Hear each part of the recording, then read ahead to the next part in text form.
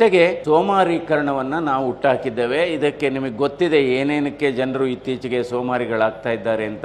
ಮನುಷ್ಯನ ನಿಜವಾದ ಶತ್ರು ಏನಪ್ಪಾ ಅಂದ್ರೆ ಸೋಮಾರಿತನ. ನೀವು ನೋಡಿ, ಕೆಲವರು ಶ್ರೀಮಂತರು ಮನೆಗಳಲ್ಲಿ ಸಹಾಯ ಮಾಡಲಿಕ್ಕೆ ಜೊತೆಲಿ ಇಟ್ಕೊಂಡಿರ್ತಾರೆ, ಮೇಡ್ ಸರ್ವೆಂಟ್ಸ್ ಇಟ್ಕೊಂಡಿರ್ತಾರೆ. ಸರ್ವೆಂಟ್ಸು ಅವರ ಆರೋಗ್ಯ ಚೆನ್ನಾಗಿದೆ, ಮಾಲೀಕರ ಆರೋಗ್ಯ ಚೆನ್ನಾಗಿಲ್ಲ.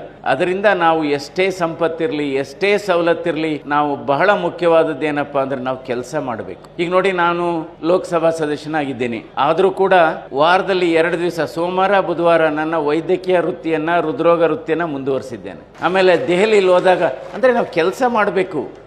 ಆ ಕೆಲಸ ಮಾಡಿದರೆ ನಿಮಗೆ ನಿಜವಾಗ್ಲೂ ಯಾವ ಜಿಮ್ಮು ಹೋಗ್ಬೇಕಾಗಿಲ್ಲ, ಯಾವುದೇ ಸೆಂಟರ್ಸ್ಗೆ ಹೋಗ್ಬೇಕಾಗಿಲ್ಲ. ಈ ದೆಹಲಿನಲ್ಲಿ ಎಲ್ಲ ಸಂದರ್ಭದಲ್ಲೂ ನಮ್ಮ ಶ್ರೀಮತಿಯರು ಬರೋಕ್ಕಾಗಲ್ಲ, ನಾವೇ ಐರನ್ ಮಾಡ್ಕೊತೀವಿ, ನಾವೇ ಸ್ವಲ್ಪ ಬಟ್ಟೆಯನ್ನು ಒಗಿತೀವಿ. ಎಷ್ಟು ಖುಷಿ ಕೊಡುತ್ತೆ. ಅದಕ್ಕೆ ಇಂಗ್ಲೀಷಲ್ಲಿ ಹೇಳ್ತೀವಿ, salute your work, you need not salute anybody. If you pollute your work, you have to salute lot of people. ಅದರಿಂದ ಸೋಮಾರಿತನ ಮಾತ್ರ ಇರಬಾರ್ದು. ನಾವು ಪ್ರತಿದಿನ 45ರಿಂದ 50 ನಿಮಿಷ ನಡೆದ್ರೆ ನಮ್ಮ ಆಯಸ್ಸು ಸುಮಾರು 10ರಿಂದ 12 ವರ್ಷ ಜಾಸ್ತಿ ಆಗುತ್ತೆ. ಅದರಿಂದ ಹೃದಯ ಕೂಡ ಅದೇ ಹೇಳುತ್ತೆ, ನೀನು ನನಗಾಗಿ 1 ತಾಸು ಚಲಿಸು, ನಾನು ನಿನಗಾಗಿ ನಿರಂತರವಾಗಿ ನುಡಿಯುತ್ತೇನೆ ಇಂತಿ ಹೃದಯ ಅಂತ ಹೃದಯ ಕೂಡ ಹೇಳುತ್ತೆ. ಹೃದಯ ಒಂದು ಅದ್ಭುತವಾದ ಅಂಗ. ಯಾಕೆಂದ್ರೆ ನಮ್ಮ ಶರೀರದಲ್ಲಿ ನಿದ್ರೆ ಮಾಡದೇ ಇರತಕ್ಕಂಥದ್ದು, ವಿಶ್ರಾಂತಿ ತಗೊಳ್ಳದೇ ಇರತಕ್ಕಂಥ ಯಾವುದಾದ್ರೂ ಅಂಗಾಂಗ ಇದ್ರೆ ಅದು ಹೃದಯ. ಹೃದಯ ಒಂದು ಅದ್ಭುತ ಫಿಲಾಂಥ್ರಫಿಸ್ಟ್ ಆರ್ಗನ್, ಮಹಾದಾನಿ ಅಂತ ಹೇಳ್ಬೋದು. ಪ್ರತಿದಿನ ಸುಮಾರು 1 ಲಕ್ಷ ಬಾರಿ ಹೃದಯ ಮಿಡಿಯುತ್ತೆ. 6ರಿಂದ 7 ಸಾವಿರ ಲೀಟ್ರಷ್ಟು ಬ್ಲಡ್ಡನ್ನು ಅದು ಚಿಮ್ಮುತ್ತೆ.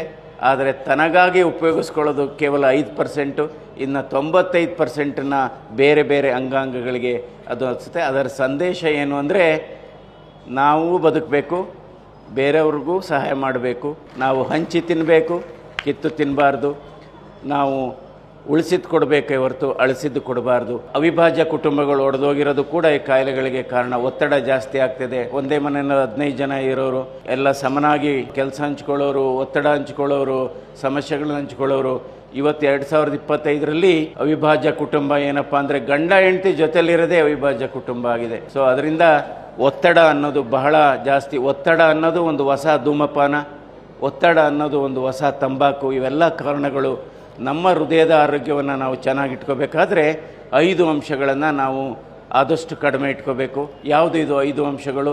ಒಂದು ಬ್ಲಡ್ ಪ್ರೆಷರು, ಇನ್ನೊಂದು ಬ್ಲಡ್ ಶುಗರು, ಇನ್ನೊಂದು ಬ್ಲಡ್ ಕೊಲೆಸ್ಟ್ರಾಲು, 4ನೇದು ಶರೀರದ ತೂಕ ಮತ್ತು ಸೊಂಟದ ಸುತ್ತೊಳತೆ, 5ನೇದು ಬಹಳ ಮುಖ್ಯವಾದದ್ದು ಅತಿಯಾಸೆ. Stop smoking, start walking. ಈ ಪರಿಸರದಲ್ಲಿ ಸುಮಾರು 12 ಜನ ವೈದ್ಯರುಗಳಿದ್ದಾರೆ. ಔಷಧ ಅಲ್ಲದ ಔಷಧಿಗಳಿದ್ದಾವೆ, ಅಥವಾ ವೈದ್ಯರಲ್ಲದ ವೈದ್ಯರಿದ್ದಾರೆ.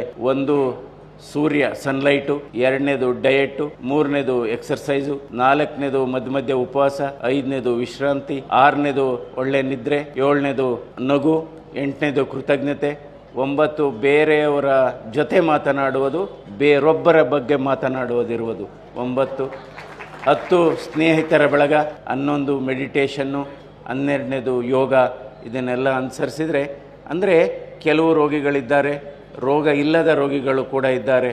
ಅವರು ಯಾರಪ್ಪ ಅಂದರೆ ಬೇರೆಯವರ ಸಂತೋಷವನ್ನು ನೋಡಿ ಅಸೂಯೆ ಪಡುವವರು ಕೂಡ ರೋಗಿಗಳೇ.